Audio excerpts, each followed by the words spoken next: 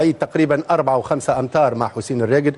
وتعرفوا أنه في العمليات هذه فما كرات مباغتة تجاه معناها المدافعين، شاهدوه أنه الكرة مباغتة.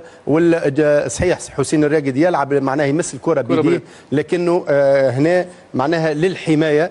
تعرفوا أنه فما مناطق حساسة في بدن الإنسان، في الوجه، في الصدر، أو المنطقة الحساسة الأخرى اللي الحكم معناها اللاعب باللا شعوريا يقوم بالحركة هذه. وهنا الحقيقة حسب الصورة لا وجود لضربة جزاء، والحكم كان مسيطر على العملية ويشاهد اللقطة كما يلزم ويعلن عن ضربات الجزاء هذوما يصير بالمسافة ولا بالنية والله اسمعني، هو أول حاجة اللاعب هنا حسين الراقد ما خذاش اسباس زايد لا يمين ولا يسار، معناها الكرة كانت في اتجاه الصدر أول حاجة. ثاني حاجة أنه كما قلت لك حماية اللاعب لنفسه من الكرة هي اللي خلته يلمس الكرة اللا شعوريا. وهنا دائما نمشيو في معناها نخليه اللاعب يتوصل.